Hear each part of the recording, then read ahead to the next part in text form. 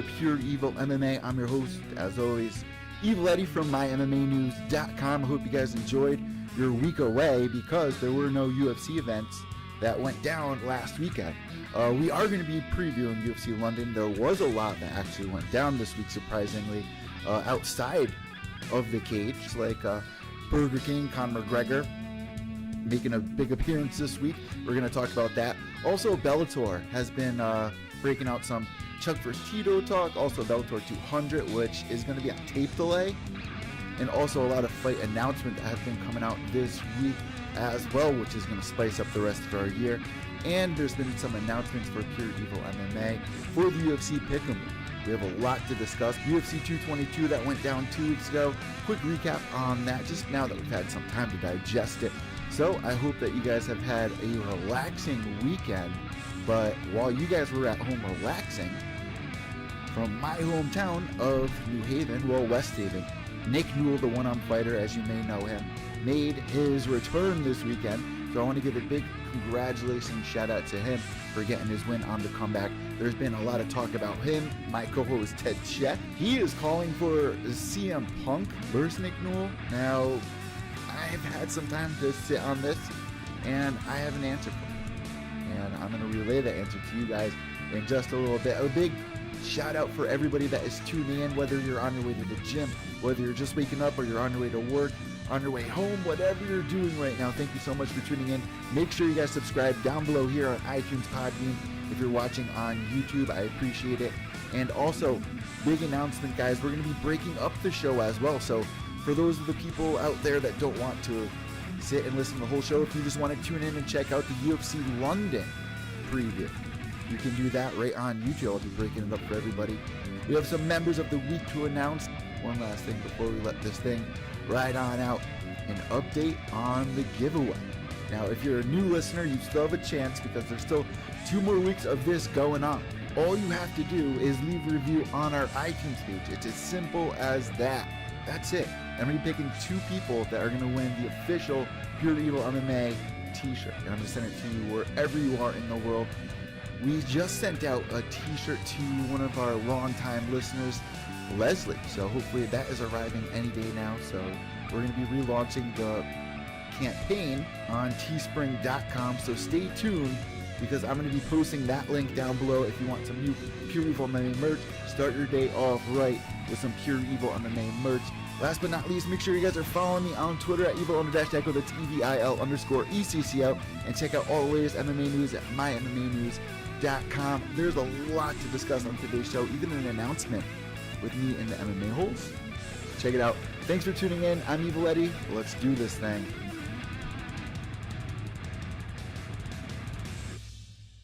All right, so the way that we're going to start today's podcast off is we're going to be quickly recapping UFC 222 that went down just last weekend, March 3rd, and it went off between Chris Cyborg versus Kun Sakaya, but that is not my takeaway from last weekend's events.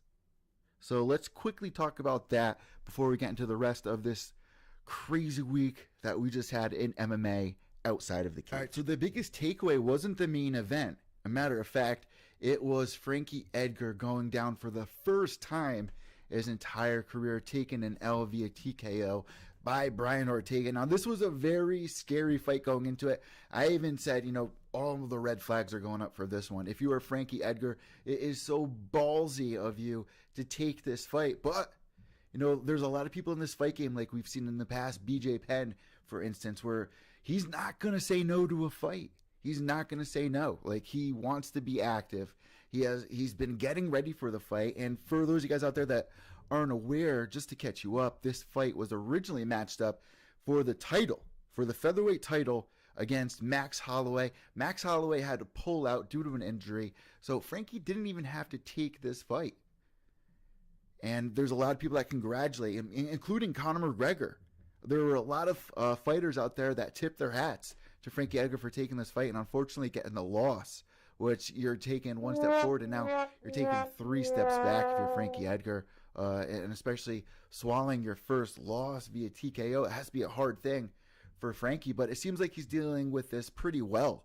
But now Brian Ortega has his chance at the title. Now, me for one, I've been putting the brakes on Brian Ortega for a while. He's been in the UFC for quite some time, but I still think he needs to grow, especially with striking. Now, I'm going to get a lot of backlash for this because he's coming off a TKO finish over somebody who's never been finished before. But go back and look at some of his past fights that weren't that long ago. Just in the past 12 months, he, in his last couple of fights, has been pieced up on the feet. Now, whether that is just him trying to go in there and learn while under the stage, staying confident, because his last couple of fights he's won in the last couple of minutes or the last seconds of the fight. Let's go back to the fight that he had against Clay Guida. Let's go back to the fight that he recently had against. And if you're comparing him and Max, I mean, if you're comparing them side by side, they're pretty evenly matched up, as Goldie would say. They're virtually identical.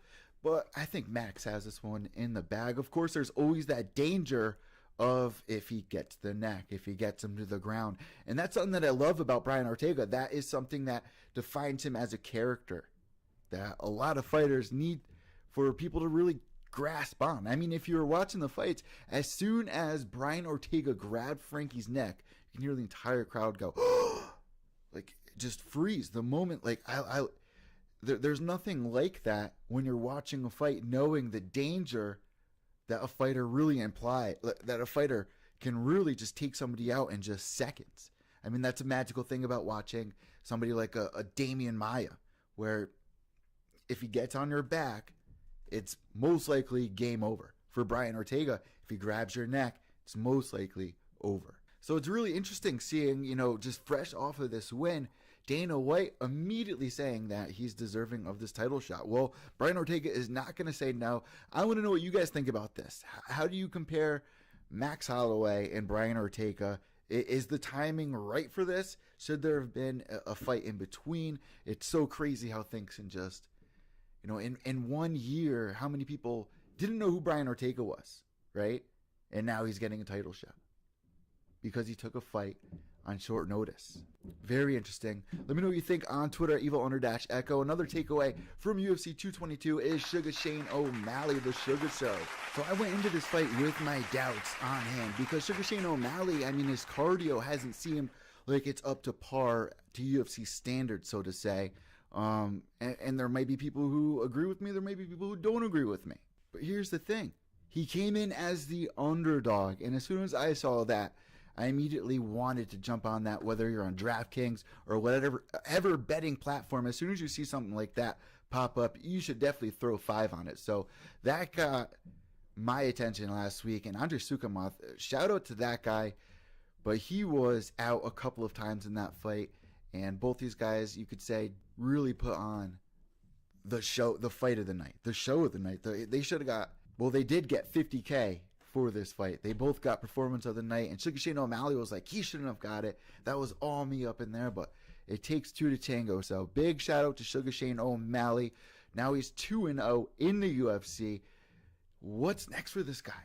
Who do you guys want to see this kid face next? I mean, I don't want to, it's another case where do you throw him into the ranking pool immediately and, hope for the best, or do you slowly watch him rise up with people like Andrei Sukumath? It's interesting. Very interesting. Let me know what you guys think about this. That's really my takeaway from UFC 222. I mean, the last note to Chris Cyborg, really just stacking up her title defenses, like I said, going into this. And we really had our fingers crossed, hoping, at least me, I was hoping that we were going to see Chris Cyborg versus Amanda Nunez. Nope. Unfortunately, we're going to announce it later on in the fight announcement, but one of the fights that was announced this week puts a big red X on Cyborg versus Amanda Nunez. Quickly, let's rate UFC 222, and then we're going to give it our announcements for our Pick'em winners for UFC 222, and then it's time to jump into the news. So really quick, if we're basing this out of 10, by 10 being the best, 0 being the absolute worst, keep in mind this was a pay-per-view. You had to pay $60 for it, which was one of the big debates going into this. Was this fight worth $60? Breaking it down on the main card, really quick, let's look at the main card that went down this weekend. You had Kat Zingano versus Ketlin Vera. You had Kat Zingano lose that fight. Andrei Arlovski versus Stefan Struve. Arlovski now on a 2-fight winning streak. Then you had Sugar Shane O'Malley versus Andre Sukumdov, Frankie Edgar versus Brian Ortega, Chris Cyborg versus Yana Kunzakaya. That's 5 fights. So you're pretty much paying $12 a fight. Now, if we're basing it, was the first fight of the night worth your $12? Was Kat Zingano versus Ketlin Vera worth $12? I mean, going into this, I was excited to see Kat's return, but it ended the way a lot of people thought it would, with Kat. You know, they throw around the word ring rust a lot, say that. We've heard what Kat's had to say afterwards, but not worth my $12. Arlovsky versus Struve, not worth $12. Sugar Shane O'Malley, that was worth $12. Frankie Edgar Ortega, worth $12. Watch Cyborg go in there and defeat another Invicta girl that we could have watched on Invicta FC, which we already have to pay $7, $8 a month. Yeah, that was worth it. It's always nice to see Cyborg go in there and do her thing. I'm going to give this pay-per-view a 6 out of 10 review. Did it have all the spice, all the things that we needed for a top 5 pay-per-view of the year? Probably not. We probably won't be going back talking about this pay-per-view other than Frankie Edgar getting his first loss to Brian Ortega. And depending on where Brian Ortega heads in the future, this pay-per-view might come back up. Other than that, it's getting a good 6 out of 10 review from me on Pure Evil MMA. Let's jump into our UFC Picking Winners. Since 1993, MMA fighters from all over the world have gone into battle, shedding blood, sweat and tears to prove that they are worthy of holding the title of champion. At every UFC event, as the fighters throw down in the octagon for our entertainment, each hoping to validate that they are the best by someday having a UFC belt strapped around their waist. A second competition rages amongst the Pure Evil army for the right to lay claim to the prestigious Crystal Skull belt, for ultimate pick-em bragging rights over their evil brothers and sisters in arms. And this week, after climbing their way to the top of the Pure Evil ranks, the prominent honours of the Crystal Skull are awarded to... Thank you, Minion. In a matter of fact, this week you are the winner, Minion. So congratulations. In second place, it is nice to see Iceman back up on top doing his thing. He came in first place throughout last year. It's one of the top rated in UFC.com for the Fantasy League. So welcome back, Iceman. You took second. Dr. Jode in third. And in fourth, we have MM538. In fifth, Cinder X4. But congratulations, Minion. You are UFC 222 UFC Pick'em winner for Pure Evil MMA. If you want a shot to win and have your name announced, all you got to do is DM me on Twitter at evil_echo. And we have some big announcements that I'm going to be announcing in just seconds. But congratulations, Minion. You are this week's winner. Good luck next week, guys. Really quick, before we jump into the news categories for UFC Pick'em, I wanted to announce really quick, we are opening up a new league, and don't panic if you're a part of the old league. Nothing is changing besides we're doing a giveaway now. Yes, that's right, we're going to be doing a giveaway. I'm going to be ordering bracelets, so every time somebody wins a UFC Pick'em, I'm going to be sending them a Pure Evil MMA Pick'em League bracelet. Wherever you are in the world, does not matter. And then if you collect 10 of them, so if you win 10 fight nights, I will send you an official Pure Evil MMA t-shirt. So if you are not in the group yet, all you have to do is message me on Twitter. The link is right here on YouTube. It's at evil_echo. That's EVIL_ECCO. And you can join today. I'm always by my phone waiting for Twitter to go off. All of my listeners know that. And a big shout out to all of our new listeners. We've had so many downloads in 2018 already doubling what we've had in the last year. And then last year doubled what we had the year before. So every year we're just getting bigger and bigger. So I want to thank all of our new listeners. Make sure you guys subscribe down below. This is going to be a lot of fun, especially with a lot of the upcoming cards that we have to look forward to. At the end of today's show, I'm going to be previewing UFC London. So stay tuned for that. And congratulations, Minion. And let's get ready for...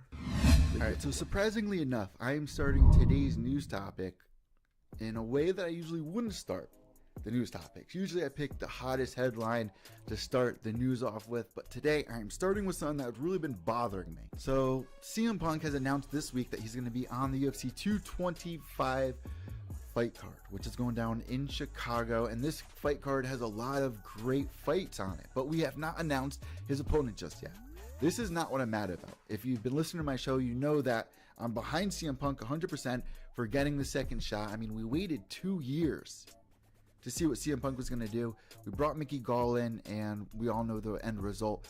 But, you know, it's the first time that CM Punk went in there, and a lot of fighters that have been in the cage time after time or have said, you know, maybe it's the octagon jitters that he had in there, which was a little surprising because it's CM Punk. He should be used to the big stage, but, I mean, this is mixed martial arts. This is not act. I wanted to see him get a second chance. If you hear from people like Bilal Muhammad, who's been on our show multiple times, he was just on the MMA Roasted with Adam Hunter backing up CM Punk, saying that he's mauling people inside the gym. He's beating people like Ben Askren, which is crazy to hear, but I'm not there. I'm not witnessing it. I'm taking Bilal's word from it, and it could be Bilal's way of trying to still hype and get behind his gym mate. You know, they train together, and CM Punk is training with a lot of top quality guys, but it does not mean he's going to be a top quality guy for training with. I mean, I need to see more of CM Punk, really, but who do you match him up against? This is where I get a little angry. This is where I've been hearing a lot of crazy suggestions for who CM Punk's opponent should be. There are people saying Mayweather.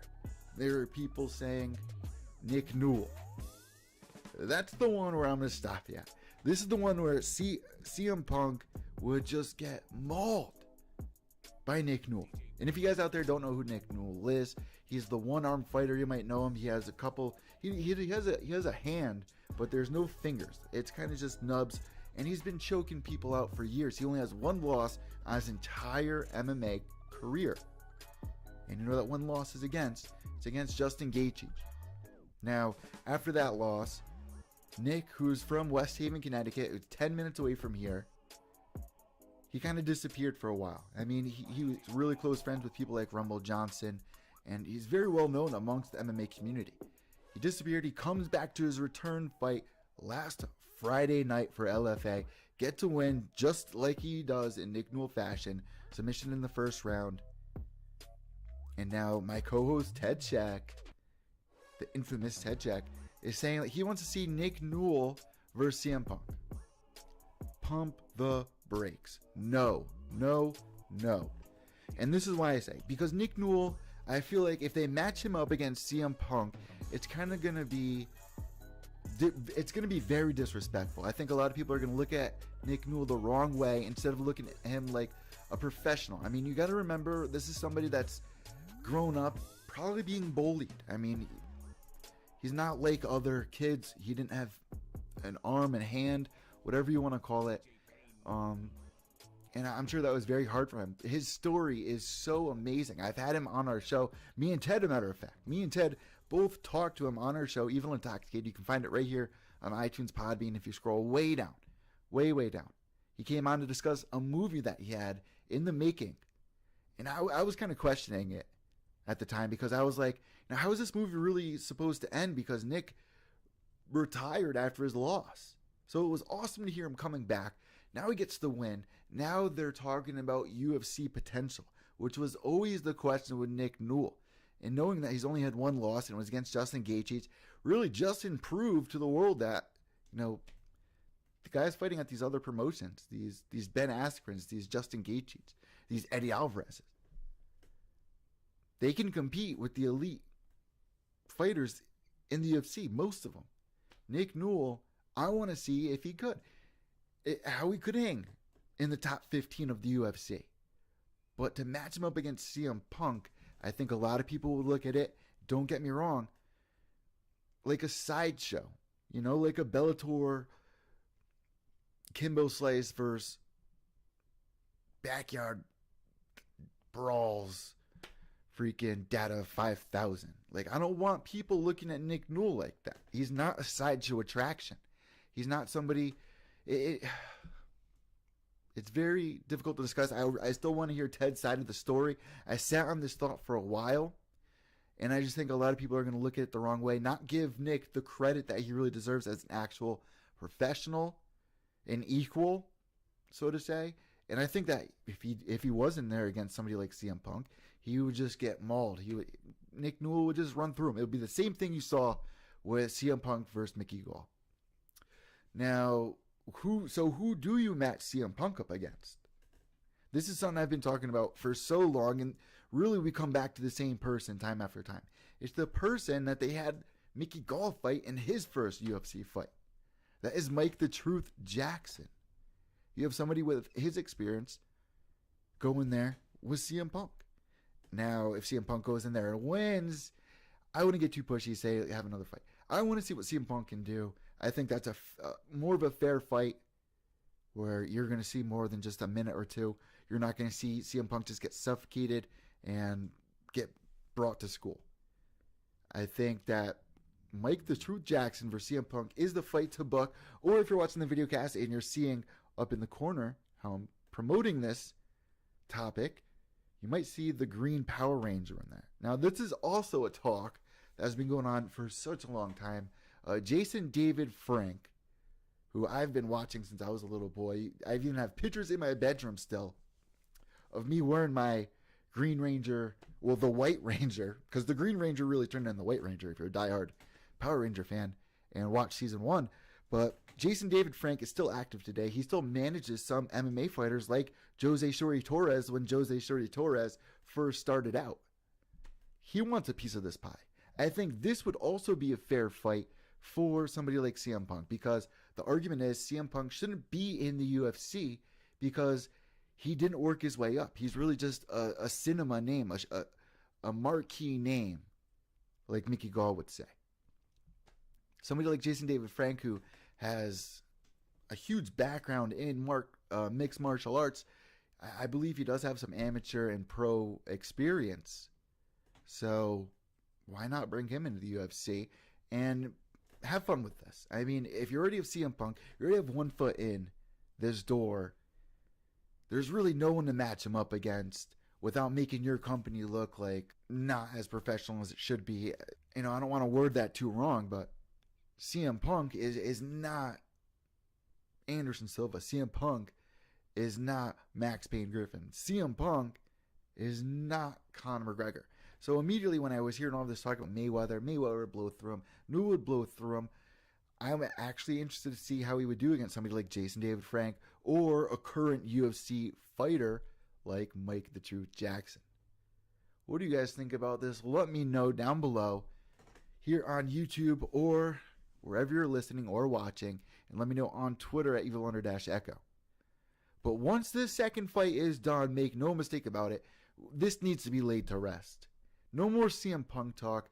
He's not going to be your future champion. This really is just to bring newer eyes onto the UFC product for the generation of kids that watch CM Punk, that are probably going to be MMA fans in the future like I was growing up. I was a WWE fan growing up. Did my first interview with Stone Cold Steve Austin, as I always say. Shout out to the WWE for making me who I am today. I even went to the same broadcasting school as Stephanie McMahon. So shout out to WWE for making me who I am today, which really is the idea behind having somebody like CM Punk fight in the UFC. Somebody like Brock Lesnar coming over to the UFC. You're bringing over a whole new eye, a whole new audience that could probably stick. And this is why I see fighters that get mad about having CM Punk, fighting in the UFC. But if you were lucky enough to make it on a fight card, and UFC 225 is a fire fight card, but if you're on the same card as this, you should be thankful because CM Punk's going to bring over an extra 100,000, 200, whatever the number is that he draws. They're going to be eyeing you, and you could be somebody's new favorite fighter. Same thing with Ronda going over the WWE. It works both ways, which is why I don't mind the WWE talk, but don't get too into it, which is why CM Punk after this fight, man, you have to hang it up.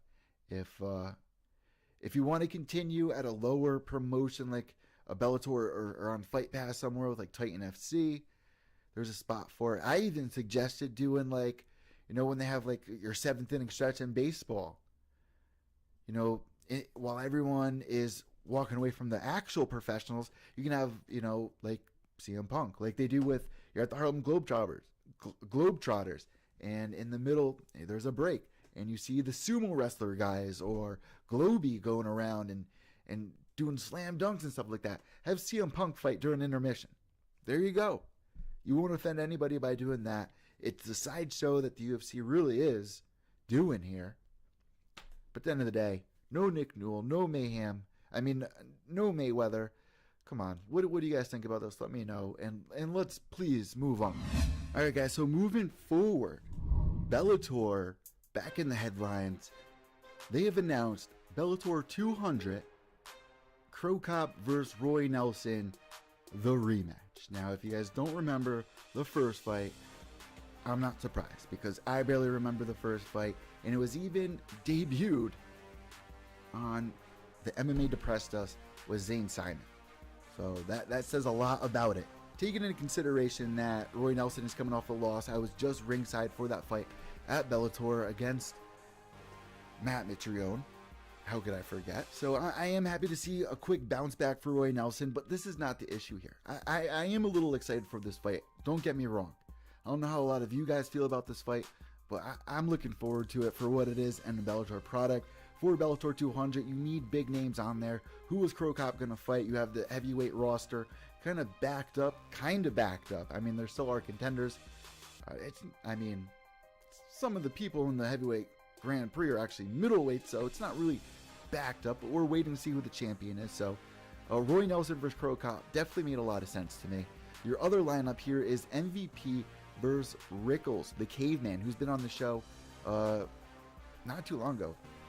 Within the last 12 months, he appeared on the show. Phil Davis versus Lynn Vassell. That should be a fun fight. And Rafael Carvalho versus Gegard Mousasi for the championship title. Even Rory McDonald is in the discussion of taking on the winner of that fight. But I would actually like to see Rory McDonald on Bellator 200. Who else would you guys like to see on Bellator 200 is my real question to you guys. So let me know on Twitter, Instagram, or here down below on YouTube. Here's another thing, though. Here's one more thing, though, I do have to say about Bellator. Please do not charge the MMA community a single dollar for this fight. Let me tell you why. This is a huge step forward for Bellator. Take it for what it is. It's Bellator 200. If you're looking at it the same way that we were looking at UFC 200, really it's a numerical value and a landmark for the company, right? So you want to celebrate the company and how far it's come. You want to bring in some of the biggest stars that you have on your roster for this fight. But you're Bellator. You're not the UFC. You can't be charging people pay-per-view money that are going to tune in. How well did Bellator NYC do? Here's another argument. You want to build the fan base. You're already on Spike. You can make a big deal about this being Bellator 200. The numerical value, it doesn't mean much, but it means something to catch the audience's eye. Especially if you have a couple of big names. There was discussion of Chuck Liddell going up against Tito Ortiz. I don't want to see that fight. Please, I do not want to see that fight. Does anybody out there want to see that fight? I wouldn't be surprised if Bellator makes that fight, though. That's the thing. Well, Vanderlei Silva going up against Rampage for the fourth time. That's been booked by Bellator. So that's why I'm not surprised. Well, they're both also active on the Bellator roster. But at the same time, they're around the same era. Chuck Liddell versus Tito Ortiz. Tito Ortiz just got neck surgery. I would not be surprised if they do book them. That's the frustrating thing about Bellator, though, right? You have stars that are in the building. People like Aaron Pico. People like Kimball, who was just on the last Bellator card here in Connecticut, making his Bellator debut. Getting a beautiful finish. They're trying to make stars. They're trying to build up stars.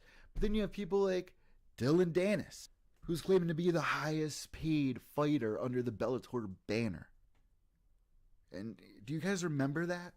Last year when he was signed to Bellator, this is a guy who doesn't have a single win, a single MMA fight, but said that he was the highest paid fighter under the Bellator banner. Now, he gets most of his hype because he trains with Conor McGregor, as we all know, but I wouldn't mind seeing him on Bellator 200. I'm not going to lie. That would be a reason for me to definitely tune in. This guy, he talks so much hype. I want to see what he has to bring to the table. So I would like to see Dylan Danis get back in there for Bellator 200. He recently just showed us that he's back in there training with Conor McGregor. Who should he fight? I have no idea.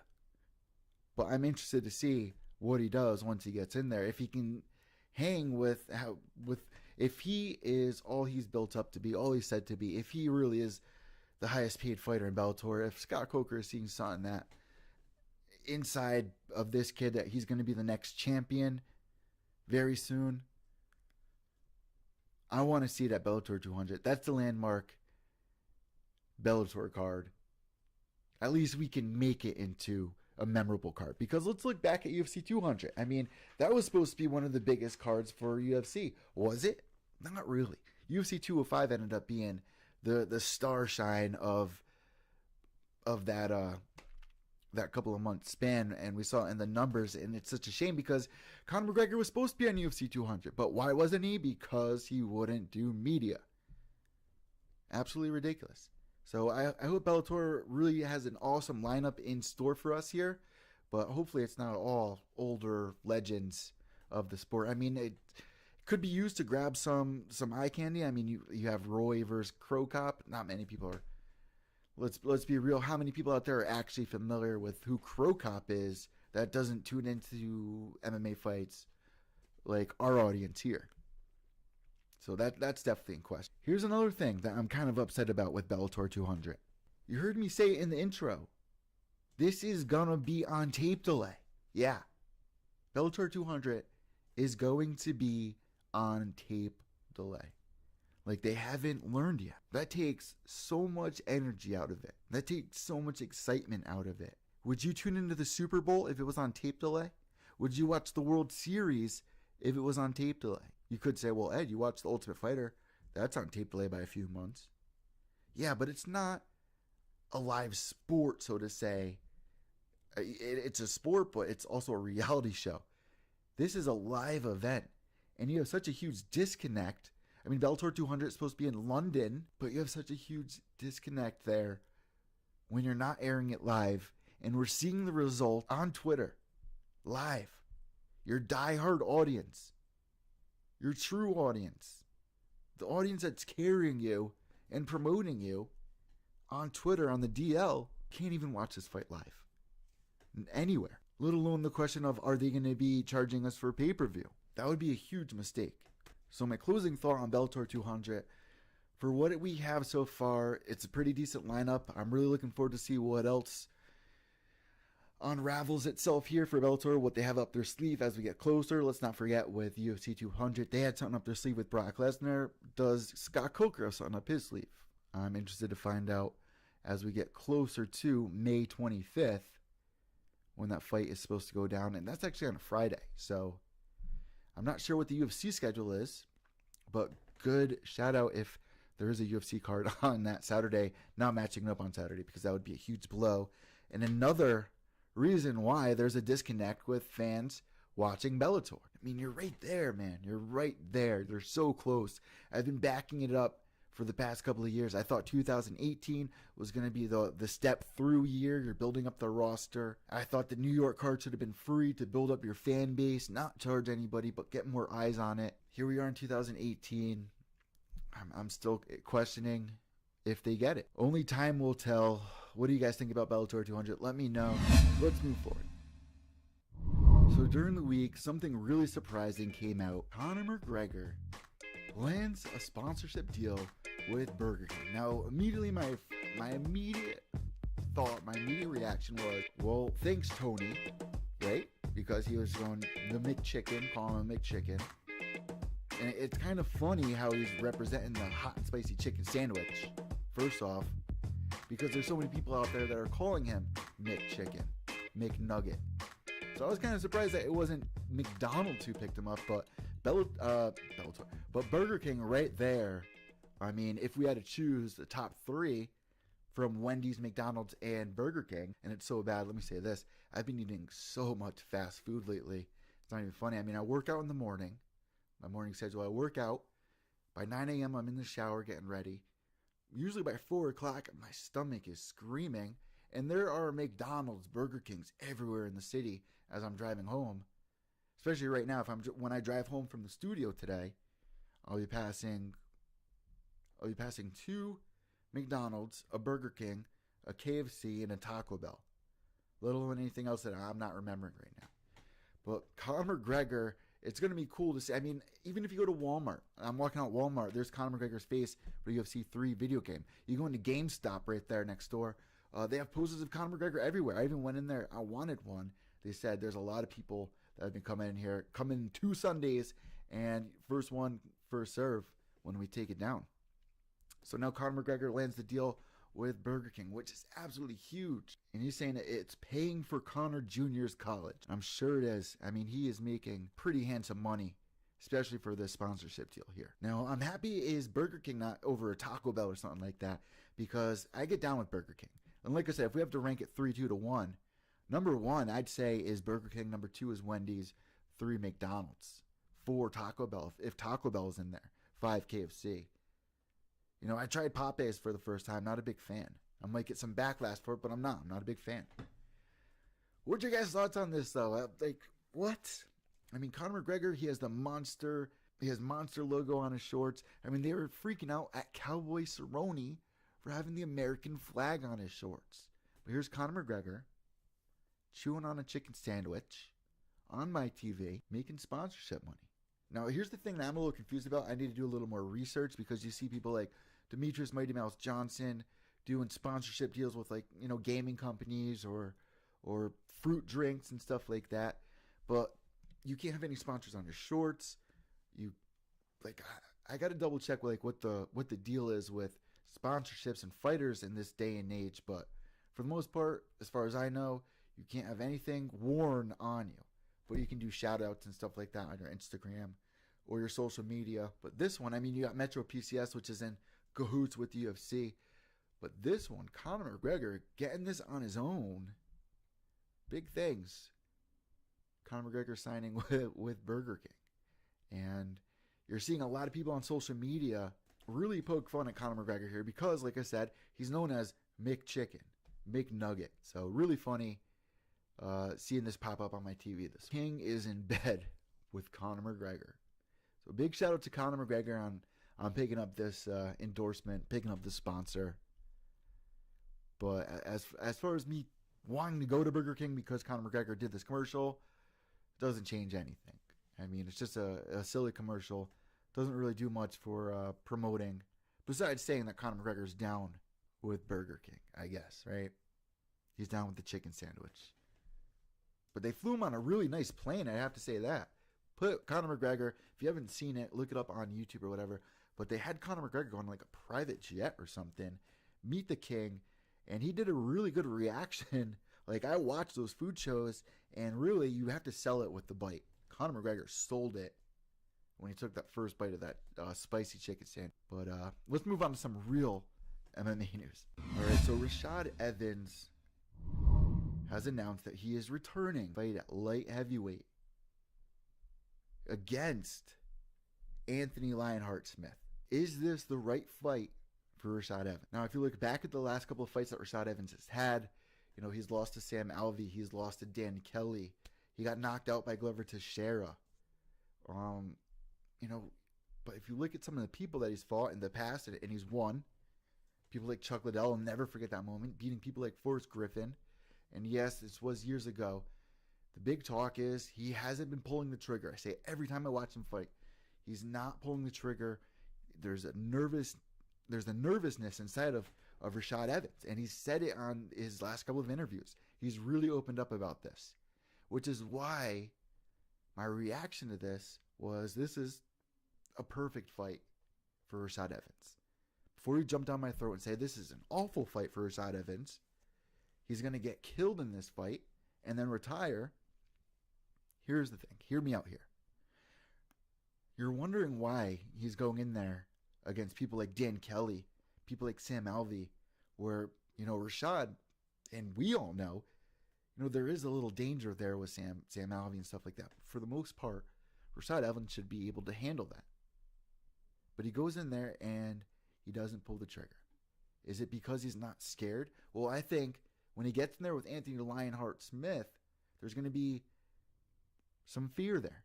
And that's going to help him pull the trigger in this fight and really break out of that shell. Because what makes you... It's going to be more of a fighting instinct. Where, if you look back at the fight with Chuck Liddell, there was a huge backing behind Chuck Liddell as a knockout artist. Say what you will about him, if he was or if he wasn't, but you could see in that fight that he had, if you watch when he knocked out Chuck Liddell was pushing forward and Rashad pulls the trigger and drops Rashad and drops Chuck Liddell. People like to say that you're only as good as your last fight. And you say what you will, Rashad Evans should have won the Dan Kelly fight. He should have won the Sam Alvey fight. The Dan Kelly fight was close. I actually scored that fight for Rashad, but he should be winning these fights. The Glover Teixeira knockout, that was hard to watch, but this would be a huge win for Rashad Evans to break out of that shell. Only time will tell what happens, but I want to hear what you guys have to think. I heard some of you guys on Twitter and my Instagram are saying that this is not the best fight for him, but I sat and I thought about this fight, and this might be the fight that really showcases what we love about Rashad Evans. And hopefully he'll be able to get it done. I mean, Lionheart, he's coming off a loss, let's not forget. I'm not saying that the blueprint has been made to beat him. I've interviewed him before in the past.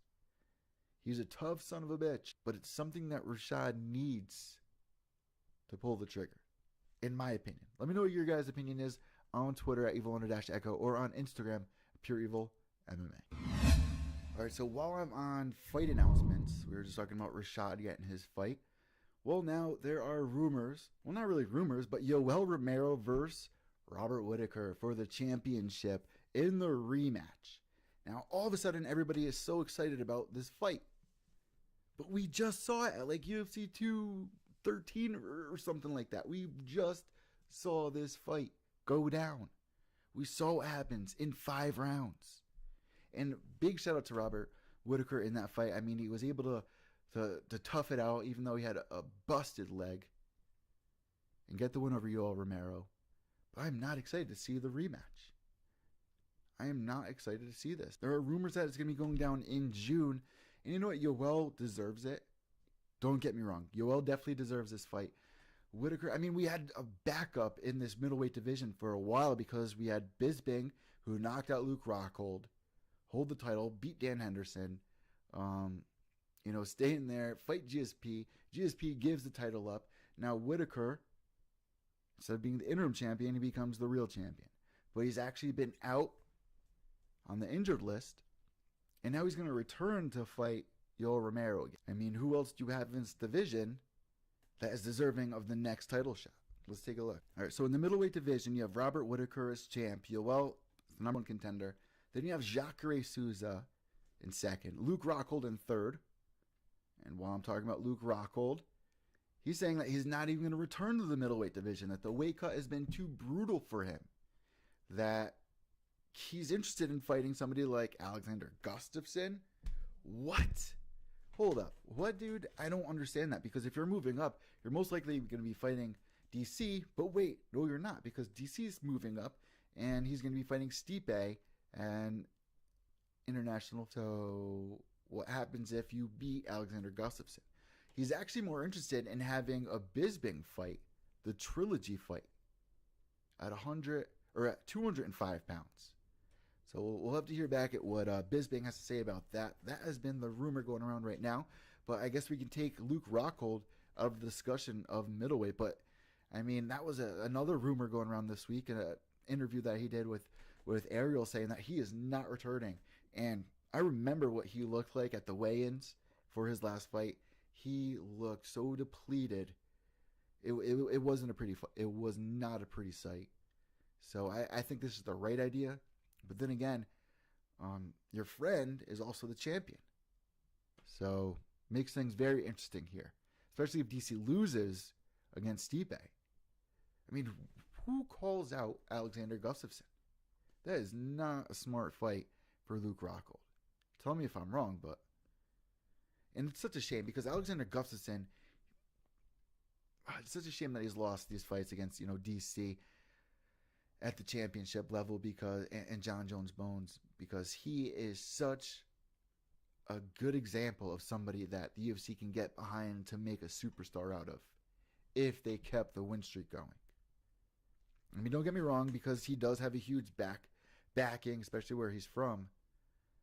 But at the same time, I feel like he could be a bigger star than what he is.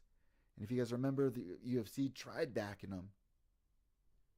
I mean, that fight with John Bones Jones, I still want to see that rematch. But Luke Rockhold versus Alexander Gustafsson? I don't know what you think about that. So we can take Luke Rockhold out of third in the middleweight division, which puts Chris Weidman at third. Then Kelvin Gastelum, Michael Bisping, Derek Brunson at 7th, David Branch at 8th, Uriah Hall at 9th. And I'm a little nervous about Uriah Hall, but we'll talk about that on a different show. Then 10th, Vitor Belfort. I mean, who would be next? Jacare Souza, who's coming off a win to Derek Brunson back in January. But he also recently lost to Robert Whittaker in April of 2017. So it would be nice to see some fresh new faces at this middleweight division. Let me know what you guys think about this. I have noticed that there are a lot more people that are more interested in seeing this rematch than they were at seeing the first fight, which was for the interim title, which I believe Yoel couldn't even win because he missed weight or something like that. So only Robert Whittaker was eligible to win that night. Recently, like, that fight just happened. Like, I don't get it. I just don't get how everyone is so on board with this, but correct me if I'm wrong. But let's move forward with some more fight announcements. Amanda Nunez versus Raquel Pennington. Finally, Rocky is getting her title shot, and we've been watching her for such a long time. She was on that season Ultimate Fighter with Ronda Rousey and Miesha Tate as the coaches. She climbed the ladder. She didn't win that season. We remember Raquel Pennington ended up losing, and who won that? Juliana ended up winning that season along with Chris Holdsworth of Team Alpha Male. But Raquel Pennington growing since that, what was that, 4 years ago now, maybe even more, finally getting her shot at Amanda Nunez, which a lot of people are bummed out because they did want to see Chris Cyborg versus Amanda Nunez. That was the fight that the UFC was trying to book for International Fight Week. We were going to have Stipe versus DC. We were going to have TJ versus DJ. We were going to have Chris Cyborg versus Amanda. Well, cut that one out of there. There still is a possibility of us seeing DJ versus TJ. That is still on the table. And we all know UFC 225, is it UFC 25 or 226, that we're going to see DC versus Stipe International Fight Week for the Ultimate Fighter season finale to start things off.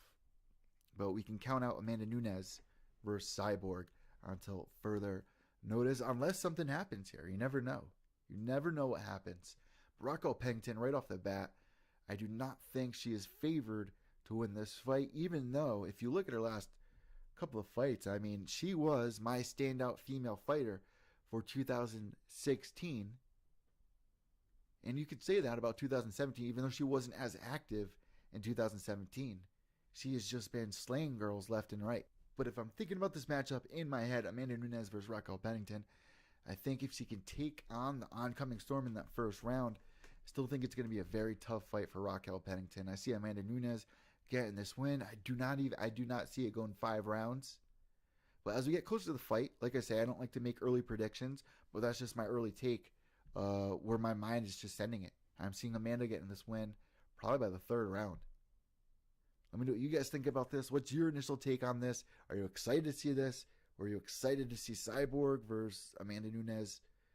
Or does this please your appetite? Let me know on Twitter at Evil_. Also, Jimmy Rivera versus Marlon Morales is going down. And this is such a shame because Jimmy Rivera, he was so close. He was right there. Had the fight booked with Dominic Cruz. We had him on the show to discuss it. Following Dominic Cruz's interview on Ariel Helwani's show, I was able to get Jimmy's take on how he felt about that interview and what Dominic was saying about him, because Jimmy was on my show less than a year ago talking about how he wanted to retire Dominic Cruz like he retired Uriah Faber. Now, if you don't know Jimmy Rivera, he's the top of this bantamweight division. I believe he's number 2 or number 3 contender. He's been on a killing spree. He's on like a 29-fight win streak or something crazy like that. And now he's matched up against Marlon Moraes, who, if you guys aren't familiar with, he is under the Frankie Edgar camp, was champion for World Series of Fighting for a while. I even watched him cage side at World Series of Fighting on New Year's Eve in New York City. We've seen what he is capable of in the UFC, fighting people like Rafael Sunsao, which is a very tough fight for anybody in that weight division. Came short in that fight, but Jimmy Rivera, man, he has a lot to lose here, and Marlon has a lot to gain off Jimmy's name. Jimmy is right there. I mean, this is another case of, what do? Do you wait for Dominic Cruz to heal up and stay on the sidelines and you know, keep training kids at your gym, at Tiger Schulman's, or do you stay active like Frankie Edgar was trying to do? Which is a little different case. I mean, that fight was scheduled and still 2 weeks to go. A little different case for Jimmy Rivera here. But Jimmy Rivera, man, I mean, he had that amazing fight that went so unnoticed in 2017 against Thomas Almeida. I still think that was one of the best fights of 2017, especially, hands down, for that bantamweight division. Thomas Almeida versus Jimmy Rivera. This is going to be an exciting fight, and it's supposed to be scheduled for UFC Fight Night in Utica. I do not know the exact date for that. And also the Amanda Nunez versus Raquel Pennington, that is scheduled for UFC 224, May 12th. Jimmy Rivera, man, I mean, you're right there. It's a tough decision, tough call. Marlon is a tough fight.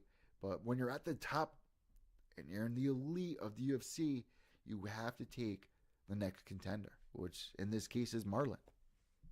So we'll try to get Jimmy Rivera back on Pure EVil MMA for you guys. If you have questions, definitely shoot them on Twitter once again. This next one isn't a fight announcement, so to say, but he was recently on our show as well, and I thought this was really funny as an announcement. Elias Theodoro is going to be the ring boy for Invicta FC. Now, I'm sure a lot of you guys out there have heard this. I need to get him on the show to talk a little bit more about this, to talk more about the main, and talk more about what his future lies for the fight game, because his last couple of fights, you know, people really have 1 foot in, 1 foot out with Elias his entire career, whether he was on the Ultimate Fighter in Canada, all the way up until now. But little quirky things like this helps build character, which you guys know I'm a fan of. You know, you got to love Elias. I mean, this is a guy, he's on the cover of like 6 romance novels. He's just such a great character, such a great sport, a great face for our sport, a model. I mean, a man of many traits here. And not many losses in the UFC. So I think it's absolutely hilarious that and I really hope Shannon Knapp takes this and runs with it and makes something with it. I mean, I can't see him doing it all night long. And if he did, every time he did it, it would have to be in different lingerie or something crazy. They should have fun with it, though. You know what I mean? They should have fun with this. Take him up on the offer. I think it's a question that a lot of girls have wondered in the past. You know, when the girl fights, why aren't there guys out there carrying around ring cards? I've heard it all before, trust me.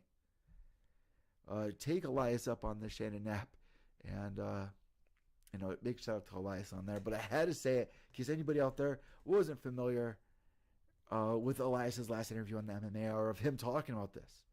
You can go back and listen to it. Last announcement, I kind of brushed by it before.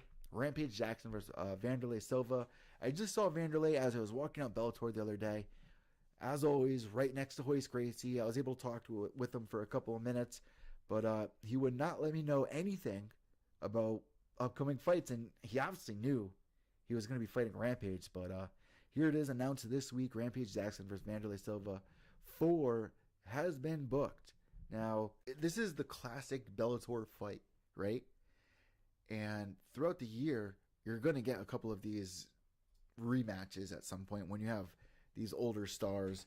But people will be tuning in for it. That's the thing. I'll tune in to watch the 4th fight, without a doubt. I tuned in to watch Shamrock versus Hoyt. Like, I tuned in. I'll be tuning in. It's sad, but at the same time, people tune in. And you saw it with Kimbo versus Data. The second time I brought it up on today's show. You saw the numbers that brought in like 3 million viewers tuned in to see Data versus Kimbo. People will tune in to see Rampage versus Vanderlei, trust me. Trust me. People will tune in to see Tito versus Chuck Liddell. Like, Chuck Liddell is still like my dad's generation. Like, when I was in high school, my dad would be watching UFC events with his buddies, and they all love Chuck Liddell. Chuck Liddell is their poster boy. I mean, amongst the motorcycle guys, you know? So if Chuck Liddell came back, my dad would be all about that. There is a community of people that think Chuck Liddell is the face of MMA still. They probably wouldn't even know he retired. Which is a shame, which is sad, which shows how much they keep up with the sport. But you know, our sport's still growing. But Chuck Liddell will always be a face of our sport. And if you say he has an upcoming fight, people will watch. Trust me, people will watch. That does it for our fight announcements this week. So still to come on today's show, really quick as we get towards the end of it, we're still got to preview UFC London, which is going on this weekend on UFC Fight Pass with Fabricio Verdum. They're all there right now, signing autographs and getting ready for their media day obligations. So we're going to be looking through that fight and picking out some of our favorites on there that not many people are even talking about. And we have a couple more headlines that caught my eye this week in MMA. But first, let's get into our members of the week. The Pure EVil MMA army is taking over, uniting fans, followers, MMA fighters and elite EVil family contributors from all over the world. And this is a call to all MMA fans. Your opinions count and we want to hear from you. Use hashtag Pure EVil MMA on Twitter or leave a comment on any video or article on the Facebook page or YouTube channel. Find your voice and come join the ranks of the Pure EVil MMA army. Like these soldiers of the week, ready to receive a shout-out salute from Evil Eddie himself. Thank you, Minion. So this week, MMA for the UK1. You are our member of the week, K34NO16, so Scott Kenyon, and Horse Racing Digest. Thank you guys so much for engaging with us on Twitter this week. And if you are listening and you want your name announced, all you have to do is engage with us on Twitter at evil_echo or use hashtag Pure EVil MMA, and you can have your name announced on next week's podcast. But congratulations to MMA for the UK, K34NO16, and Horse Racing Digest. Have a great week. All right, so moving forward, guys, before we talk about UFC London, I think another thing that a lot of people are talking about time and time again, we revisit this. Ben Askren in the UFC. When is it going to happen? Is it going to happen? Are we ever going to see this guy fight inside the octagon? Who is he going to fight in the octagon? Is he ever going to be friends with Dana White? At this rate, because for those guys out there that aren't on the Ben Askren boat, you had him as Bellator, creaming everybody, over at ONE FC, creaming everybody, barely even able to get punched in the face by his opponents. People like this, you want to see them come over to the octagon. You want to see what they can do with them. This is a guy who has wins over some of the best in the UFC. This is a guy who trains with some of the best in the world. His name is so well known in the MMA community, but yet he's not in the UFC. He has a bigger name than Justin Gaethje. He has just as big a name as Eddie Alvarez when he was in Bellator. Or Michael Chandler. But Michael Chandler, he's another one I don't think will ever be over to the UFC. Why? Well, because Dana White is not the biggest fan of the wrestling, laying on your opponent style of fighting. But when it comes to people like Ben Askren, he gets the job done. People can't beat him. They can't figure out a formula to beat this guy. So why isn't he coming over to the UFC, you might ask? For those of you who don't know, he doesn't get along with Dana White. You can go back and listen to his story. He was just on the Joe Rogan Experience. He was just on the MMA Hour. And he was telling us the actual story of what happened. Why he was supposed to be in the UFC, was on his way, went to Vegas, talked to everybody, thought everything was golden, walks out the door, gets a call a couple minutes later saying that offer is now off the table. And it's because Ben Askren has said some not so nice things about Dana White, which is a huge mistake. Which I understand that Ben Askren is sticking by it. He doesn't like Dana White. And it's not right of Dana White to say that you can't fight in this organization because you don't like who I am as a person. I mean, let's face it, that's not right. But Dana is so stubborn that you're not going to change his mind if you continue to keep calling him names, which Ben Askren is still doing, which is why until that moment, I'm not going to be on board to believe Ben Askren's coming over, because I'm not saying he has to kiss Dana White's ass, but don't be calling. It's one thing to call him a liar if you have a reason and proof that he lied about something, but name calling is not going to work if you want to get in the UFC, and Dana's the reason why you're not there. You need to work something out. Someone needs to be the in-between guy, like Joe Rogan, and get him in between and set this up. Because I need to see Ben Askren get in there, especially with the way that the division is right now, and spice things up. Might not be the most exciting fighter out there, but he's winning fights. GSP is not the most exciting fighter, but he won his fight. Damian Maia is not the most exciting fighter, but he wins fights.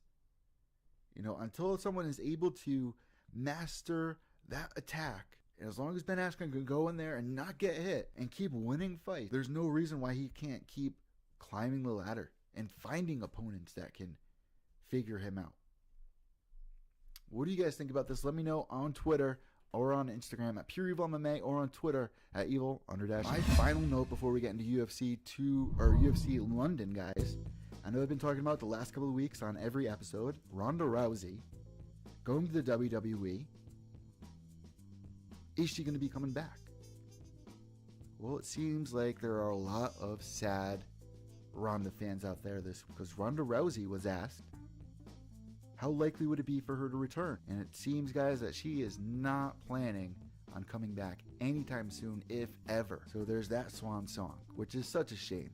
And who knows, maybe further down the road, things will change. Ronda will find that spark. I'd still be interested in seeing that Holly Holm rematch. I'd still be interested to see the Amanda Nunez rematch. And a matter of fact, I think Ronda just got a new belt this weekend as well. I think she's like 6th degree black belt in judo now. So congratulations on that, Ronda.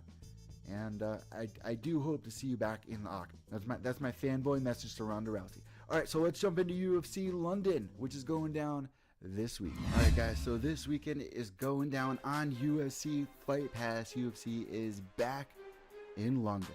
Now, if we're looking at the way that this compares and stacks up against the last couple of fight cards that went down in London, I mean, 2016 you had the famous Bisping vs. Silva fight, which I was definitely one of the best fights of the entire year. And then last year, I believe it was, we had Brad Pickett retire. I remember that. I can't remember exactly who headlined it, but I believe it was better than Verdum vs. Volkov. Now, I'll take it for what it is, because a lot of the recent cards, which haven't been the most exciting with huge names, have actually been really exciting when it came down to the crunch time. But this weekend, we are going to see Fabricio Verdum versus Volkov in the main event. Fabricio Verdum trying to push forward to make himself another #1 contender, because right now that division is on hold, as we have Stipe Miocic, who took the belt away from Fabricio Verdum. He's tied up right now on the Ultimate Fighter and going to be fighting on International Fight Week, which really isn't that far away. So a win, if Verdum can get the win this weekend, he's right there. Especially, I would love to see DC versus Verdum. Imagine that. Imagine if DC beats Stipe and we see Verdum versus DC for the heavyweight title. Imagine how crazy that would be. That could happen. Right now, Fabricio Verdum is sitting at 3rd in that division, and he's on a couple fight win streak. He's got the last 2 wins over Walt Harris and Marcin Tybura, and win over Volkov 3 fights in a row. I mean, if you're looking at Verdum, I mean, this is a guy who's beat some of the best in the world on his way up to getting that title and then quickly losing it. I mean, UFC 203 and the Travis Brownie jumps, runs, kicks him in the face. Gotta love Fabricio Verdum, what he brings to the table. He had all this beef with Colby Covington recently, and he's just such a fun guy.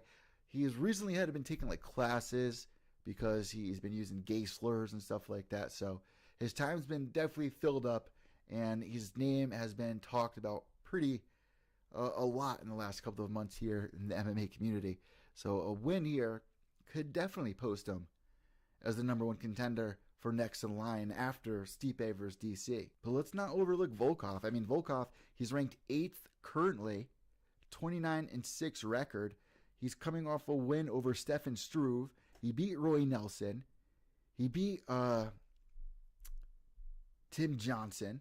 He's on a 3-fight win streak so far in the UFC. I mean, he's in his last 5 fights, he's won all 5. 29 years old. Fabricio Verdum, on the other hand, his last 5 fights, he's 3-2. 3 wins, 2 losses. Still training King's MMA. 67% of people are actually going with Fabricio Verdum early on Tapology, which means 33% are going for Volkov, and a good majority of that 33% are actually going with Volkov by TKO. A good majority of people who are going for Doom are going for submission, obviously. And if we're looking at Volkov's last 5 fights, 3 of them have been finishes and 2 have been decisions. I mean, he's no joke. He definitely deserves a shot here at one of the top guys in the division. Especially, he was the champion moving over to the UFC, and now he's on a 3-fight winning streak. Not many guys can get past Fabricio Verdum.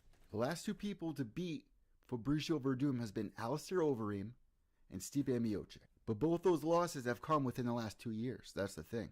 Does Alexander Volkov have what it takes to beat Fabricio Verdum? And I might get people that argue with me saying that, you know, whenever Volkov isn't going to be able to launch Verdum into the title shot. I have to argue back, though.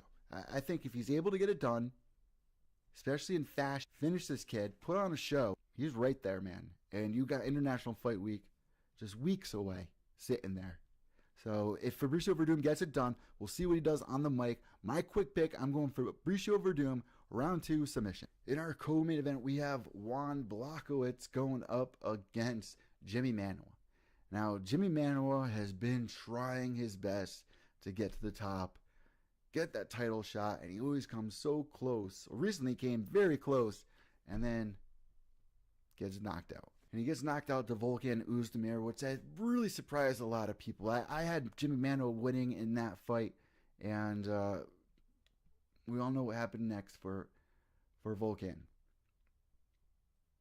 He gets the title shot, and he blows it. But Juan Blachowicz, out of his last 5 fights, he's 3-2, won 3, lost 2. But he's currently on a 2-fight winning streak right now. Jimmy Manuwa, his last 5 fights, he's 3-2, won 3, lost 2. He's on a 1-fight losing streak. His last loss being, obviously, to Volkan. Before that, though, he had so much momentum building up behind him, beating OSP via KO. Then beating Corey Anderson via KO. That fight with Volkan, man, that could have went either way. Volkan was able to get the best of Jimmy Manuwa, and that was 7 months ago. So hopefully, Jimmy Manuwa has had enough time to recover, especially from a knockout like he had. Like, he suffered a pretty brutal knockout in the clinch position. And it seems like 73% of you guys are going with Manuwa to win by TKO or KO, and 27% are going with Juan Blachowicz. Juan Blachowicz, his last 2 fights haven't been that bad. I mean, a win over Jared Cannonier 2 months ago. And then before that, win over Devin Clark via rear naked choke just 4 months ago. Both these guys are a little older, in their late 30s. This is a pretty even matchup here. I'm interested to see what the odds are when the odds come out. I do not see any odds posted just yet, but I would expect Jimmy Manuwa to be the favorite here and Juan Blachowicz, but not by much. I wouldn't expect it to be by much. Something inside me saying to go for Juan Blachowicz on this one, but I'm going to go with Jimmy Manuwa. First round TKO. I mean, the last couple of losses for Juan Blachowicz have come by decision. But will Jimmy Manuwa make it to the 3rd round? I think he'll try to get it done early, if anything. This is definitely a pretty even matchup. Then we have Tom Duquesnoy going up against Terrion Ware. Duquesnoy coming off a loss, but before that, man, I mean, he's got a record of 15-2. His last loss being to Cody Stamann, which his opponent has lost to as well. I see people online talking about jobbers, and if you guys never heard the term jobber, it's a fighter that's in an organization like Bellator or or the UFC or whatever, and they're not in there to be the future champion, but they're in there to kind of be a stepping stone, not even a gatekeeper, just a stepping stone. I mean, a gatekeeper obviously is a ranked fighter, but a jobber is an unranked fighter that, is hot and cold, hot and cold. A lot of people are calling Terrion Ware a jobber here, and I don't think that's fair. I think Terrion Ware does have a future, but maybe it was a little too early for Terrion Ware to come into the UFC. I don't want any backlash for that. But currently, Terrion Ware is on a 2-fight losing streak to Sean O'Malley and to Cody Stamann. Two guys who are recently coming off wins, obviously. Recent wins that the UFC, it's seeming they're trying to build. Cody Stamann, I believe he just beat, who'd Cody Stamann just beat? Brian Caraway. And then Sean O'Malley beating Andre Sukum. But before that, man, I mean, Terrion Ware he was getting wins over at ACB or CXF or the RFA, wherever he was fighting. He was able to get the job done. I mean, he has got a 17-6 record. He's not that bad of a fighter. Coming in the UFC, he had a 17-4 record. It's a pretty decent record, guys. That's not who I'd consider a jobber. But you can definitely tell this. Both these guys have their back up against the wall, and those are the fights that you should pay close attention to. Both these guys are really trying to make a name for themselves. I've been peeping Tom Duquesnoy, peeping our Instagram page, so big shout out to Tom Duquesnoy being a fan of the show, hopefully, and I hope that whoever wins this fight gets more respect than I've been seeing a lot of the MMA community out there giving both of these guys. I mean, Tom Duquesnoy, I've been seeing a lot of people get behind, trying to build him as a star, but not so much for Terrion Ware, who's had some pretty difficult fights. I mean, Cody Stamann and Sean O'Malley are two very tough opponents. I mean, Sean O'Malley with the cardio, I talked about it earlier, but we'll see what both these guys have been working on in the gym. Hopefully we'll be able to go out there and showcase it to us at home. So if I'm going for the pick on this one, Duquesnoy, man, his last 5 fights, he's won 4 and lost 1. His last loss is his last fight. And before that, he was finishing fighter after fighter. I mean, his UFC debut, I don't know how many people remember this, but it was less than 12 months ago, and he got a brutal elbow TKO over Patrick William. Then after that, he lost to Cody Stamann in a split decision just 4 months ago. And this is via Tapology, 92% of fight fans are going with Tom Duquesnoy, Fire Kid, to win this one, and a lonely 8% for Terrion Ware. Which keep your eyes on, because if the odds come out, this is a fight that could definitely be a sleeper. This is definitely a sleeper fight. It is on the main card though, but it is also on UFC Fight Pass. My quick pick for this, I'm going with Tom Duquesnoy, TKO, round 2.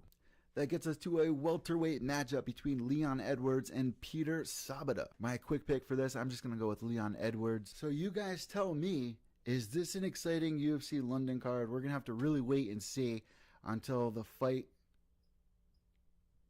until fight night. But for what it is on paper, there's some pretty interesting matchups, but not many big names. So I definitely suggest you guys go out there and do your research. I'll be posting up my quick picks right here on Twitter, Instagram, right here on YouTube. I'll be posting up my quick picks like I do all the time on Instagram and Twitter. So make sure to follow me on both platforms. Let me know what you guys think about this. I mean, it's kind of a weird UFC London card. You don't see really many big London superstars on this card like you would expect. There were a lot of people trying to hype up, saying that Michael Bisping was supposed to be on this card months ago, but then Michael Bisping sent out that tweet saying, if you're going to buy tickets for UFC London, don't buy them because I'm not on the card. And I'm sure the UFC got pretty pissed off about him making that statement. But lo and behold, he's actually going to be one of the guest fighters that will be appearing there. So if you are in London, and I know we have a big majority of our listeners out there that are out in London, if you are out in London and you can get to the O2 Arena, it's definitely worth your trip. Fan villages should be all set up. Paige Van Zandt is going to be there. Bisping is going to be there. It's always a good time if you go to a live event. But for this one, I'm going to be enjoying sitting at home watching on UFC Fight Pass, unfortunately. But, this will really get us geared up for what's in store next on our schedule here for UFC. So after UFC London, which is going down March 17th, and let me give you guys a fight time. I believe the main card's going to be at like 5 o'clock or something crazy like that. It's going to be an early one because it's over in London, so keep that in mind as well, guys, which definitely throws me off, but deserving to everybody out in London because I know they've had to bear with a lot of late nights over the past couple of months. So I hope that they're happy with this card. I think that UFC could have done a better job matching bigger superstars, but this could be a result of spreading the roster too thin with some of their future cards here. So the next card is going to be UFC 223 at the Barclays Center in Brooklyn, going down April 7th. This card is so stacked. I can't wait for this one. And I'm actually going to be there live at the weigh-ins. And hopefully right after, I've just been talking with the MMA holes about this. We're going to be doing a podcast directly after the weigh-ins. So you have that to look forward to because I know a lot of our listeners here are also listeners over at the MMA holes. But on this card, guys, you have not only do you have Tony Ferguson versus Khabib Nurmagomedov, and I'm still going to keep my fingers crossed for that one, that nothing goes wrong because this is the 4th time they've tried setting this one up, which is why they haven't stripped Conor McGregor, in case anyone isn't familiar, why Conor McGregor is going around as the champ still, and yet they have a title fight coming up. It's because his fight's fallen through 4 times. They don't want to strip their champion to have a championship fight fall through and not have a champion. Well, I guess that would make Tony the champion since he's interim. Also on this card, in the co-main event, you have Rose Namajunas going up against Joanna Jędrzejczyk in the rematch. That is going to be one of the best fights of the year. You also have Marciano versus Qatar, Michael Chiesa versus Showtime Pettis, Ally Quinta against Paul Felder. I'm going to try to get Paul on before that the card goes down. Felice Herrig going up against Karolina Kowalkiewicz. Ray Borg versus Marino. Marino, another one who was on the rise and then disappeared after his last loss to the Little Pettis. Joe Lozon against Gritzmacher. Gritzmacher from season 22 of Ultimate Fighter. One of my favorites going down to it. He actually looks like one of the Geico cavemen, but it looks like he's got a little clean cut right now. He's going up against Joe Lozon. That's a tough fight. I'd pick Joe Lozon all day there. But if Gritz gets a loss there, it might be the last time we see him. Oliver Aubin Mercier going up against Evan Dunham. That's going to be a good one. We also have Bruce Leroy going up against Artem Lobov on that card. Beck Rawlings against Ashley Evans Smith. Beck Rawlings, I believe, on like a 5-fight losing streak. I mean, UFC 223 is where it's at. Kyle Bochniak going against Magomedov Shapirov. Never pronounce that guy's last name. And if you guys saw what Kyle Bochniak brought to the table in his last fight, it's be more than enough to get you excited for the way he's going to start UFC 223 off. After that, guys, we have live on Fox UFC Fight Night, Dustin Poirier going up against Justin Gaethje. Fight of the year written all over it. That's going to be another very exciting card. Let's take a quick look at that. Outside of that main event, we also have Carlos Condit versus Matt Brown. Been waiting for that one to come up.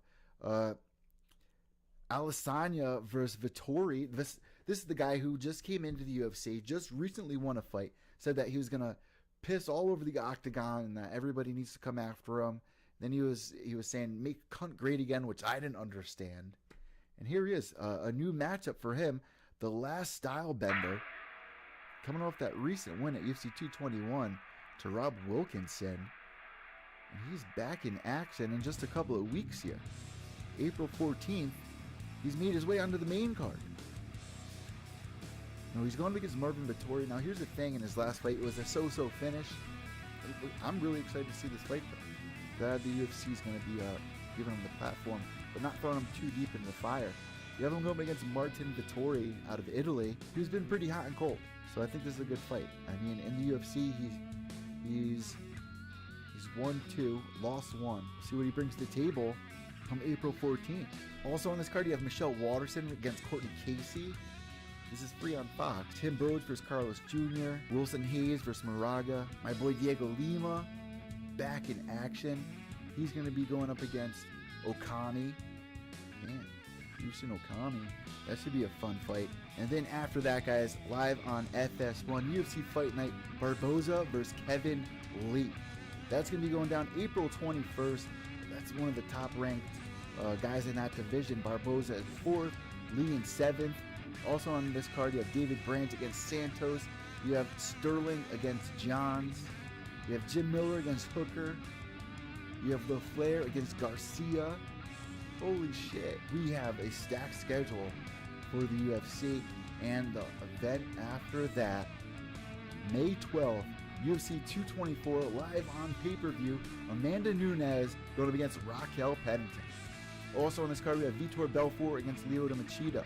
We have Jacare Souza against Kelvin Gastelum, and that card is still developing. And then June 1st, live on FS1, our boy Jimmy Rivera against Marlon Moraes. Also on that card, Lauren Murphy against Sarge Eubanks. I'm trying to get Lauren Murphy on the next podcast. Just spoke with her recently. Valan is going to get Sam Alvey.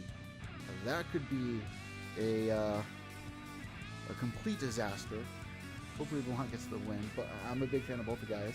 That is our lineup for the UFC, guys. Thank you so much for tuning in to Pure EVil MMA. I am so excited for this weekend. We had a weekend without the UFC, and I just cannot stand that. I literally sat at home wishing there was something to watch on TV that had to do with fighting, and I was not met with a satisfaction. Guys, thank you so much for tuning in to Pure EVil MMA. I will be launching a new merch today.